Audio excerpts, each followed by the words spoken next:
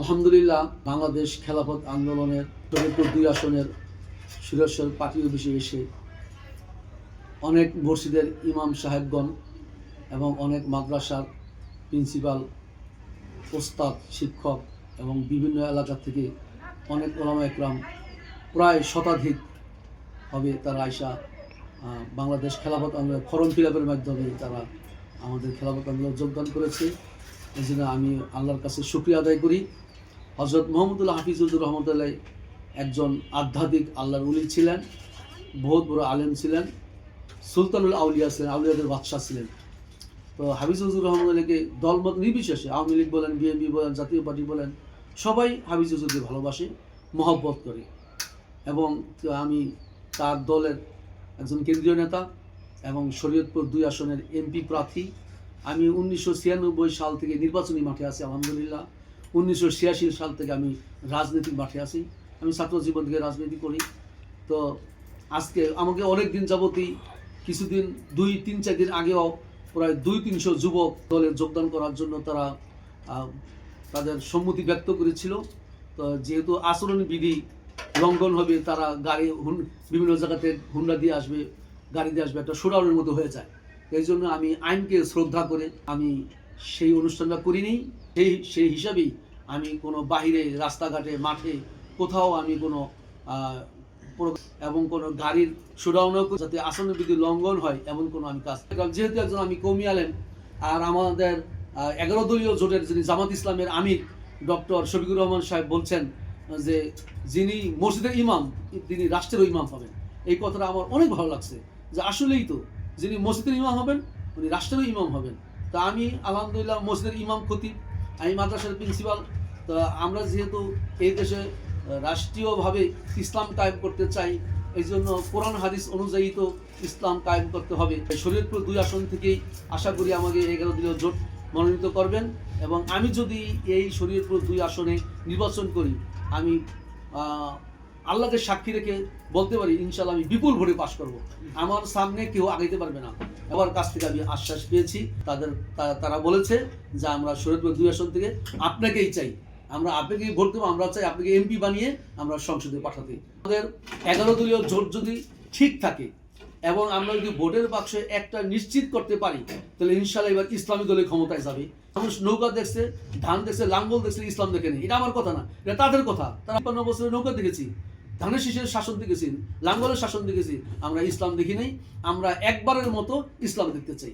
এই সব দল দেখা শেষ, এবার ইসলামের বাংলাদেশ। আপনারা আমাকে ভোট দেন, আপনারা সারা বাংলাদেশে ইসলামী দলের কেন্দ্রে ভোট দেন। আমরা ক্ষমতায় যাই। ক্ষমতায় যাই যদি আপনার আশা আকাঙ্ক্ষা আপনাদের পূরণ করতে না পারি, আপনাদের অধিকার আপনাদের কাছে পৌঁছে দিতে না পারি, দেশের উন্নয়ন এবং জনগণের খেদমত আমরা করতে না পারি, তাহলে আমাদেরকে আর জীবনও ভোট দিয়েন না। আমরা চাঁদাবাজি করব না, আমরা নদীর বালি কাটবো না, নদীর বালিকাইটা শত শত কোটি টাকা আমরা পকেটে ভরবো না। যে আমি যদি এমপি হইতে পারি, ইনশাল্লাহ এই পদ্মার ভাঙ্গরে যত বাড়ি ঘর বিলীন হয়ে গেছে সবগুলি বাড়িঘর আমি আবার ভাসিয়ে দেব এবং তারা প্রত্যেকের জায়গা ফিরে পাবে।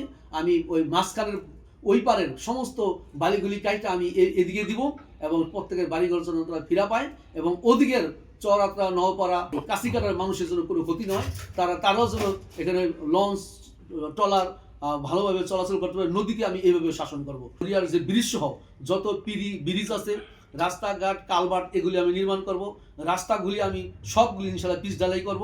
এখন দেখা যায় দুর্নীতির কারণে রাস্তা বানায় 3-4 মাস, 5 মাস, 6 মাস পরে রাস্তা ভেঙে যায়। এটা যেন হয় আমি নিজের থেকে ইনশাআল্লাহ আমি এইগুলি সব তদারকি করব। প্রশাসন যেন নিরপেক্ষ থাকে, আমি তার জন্য এই নিরপেক্ষতা নির্বাচনের শেষ পর্যন্ত বজায় রাখেন।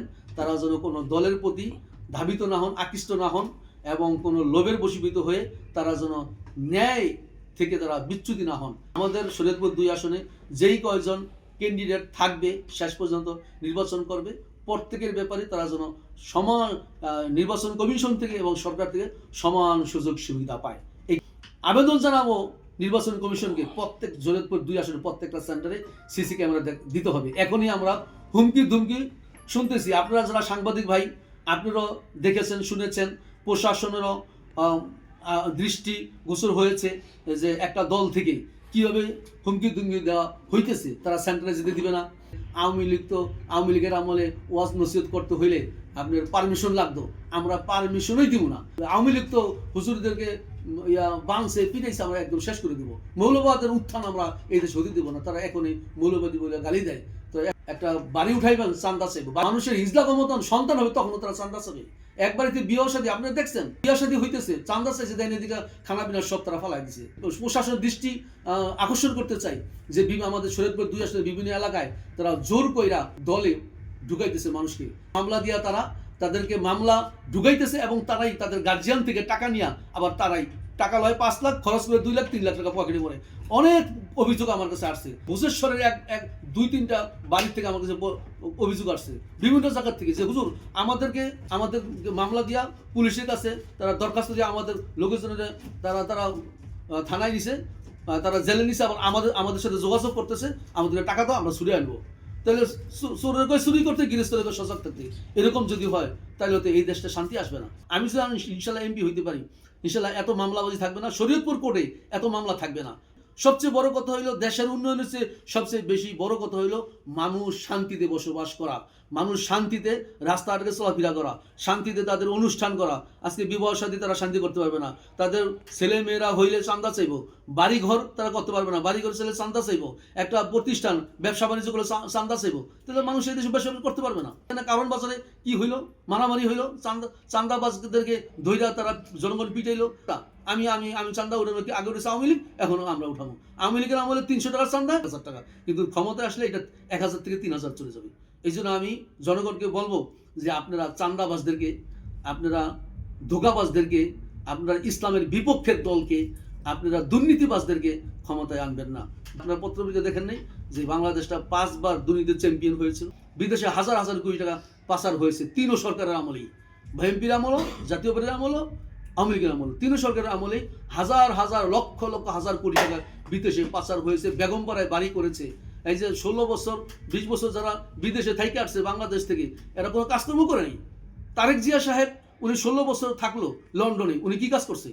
কোনো দেখাইতে পারেন আমি এই কাজ করছি, আমি এই চাকরি করছি, ব্যবসা করছি। সে এত বিলাসবহুল বাড়িতে এমন ভালোভাবে জীবনযাপন কীভাবে করলো, এটা আমাদের প্রশ্ন। সে এই টাকা কোথায় পেল? আমরা পত্রপত্রিকায় দেখছি যে প্রথম আলোর পত্রিকায় তারেক জিয়া হাজার হাজার কোটি টাকা দুর্নীতি করে বিদেশে পাচার করছে। হাওয়া ভবন করে তারা কি করছে? এই যে এবার আমি বলি যে I don't fear anybody on up without Allah. এই পৃথিবীতে আমি আল্লাহ ছাড়া কাউকে ভয় করি না। আমার জীবন একটাই, যেদিন আমার হায়াত শেষ হয়ে যাবে সেদিনই মারা যাবো। যার আর কেউ আমাকে কিছু করতে পারবে না। হাসবি আল্লাহ নিয়ামাল ওয়াকিল নি'মাল মাওলা নি'মান নাসির। Nobody can help us without Allah. Allah ছাড়া আমার কোনো সাহায্যকারী নাই, আল্লাহ ছাড়া আমি কোনো সাহায্য কারো কাছে চাইও না। সুতরাং আমি হক কথা বলেছি, সে যে হোক, সে শেখ হাসিনা হোক, খালেদা যে হোক, তারে যে হোক, জয় হোক, আর এরশাদ হোক, আর আমার দলের নেতা হোক, আমার দলের নেতাকে আমি ছাড়ি না।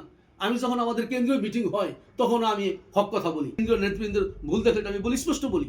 আমি কাউকে তোয়াজ্জো করি না, কাউকে তোয়াজ্জো করিও নেই। সুতরাং যে আমি বলবো যে এই যে তারেক জিয়া সাহেব আসলেন, আপনি যে একজন নেতা, তাকে এত সরকারি প্রোটোকল দেওয়ার কারণ নাকি?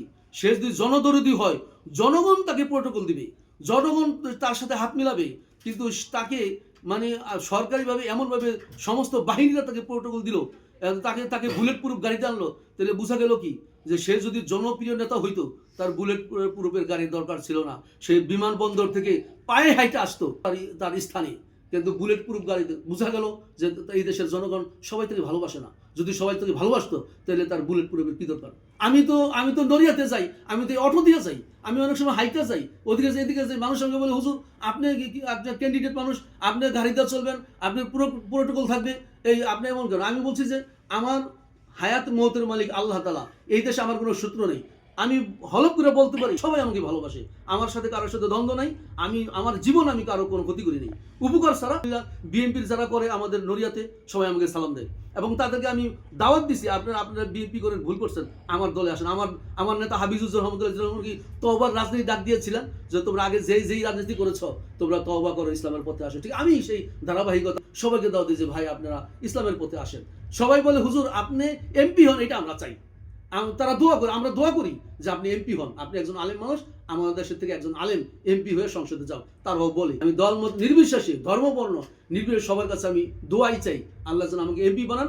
হিন্দু দোকান তারা আমাকে পাশায় ধরছে, আপনি নির্বাচন করে তো আমরা আপনাকেই ভোট দিব, আপনি আমাদেরকে প্রতিশ্রুতি দিবেন যে আপনারা ক্ষমতা আসলে আমাদের কোনো ক্ষতি করবেন না।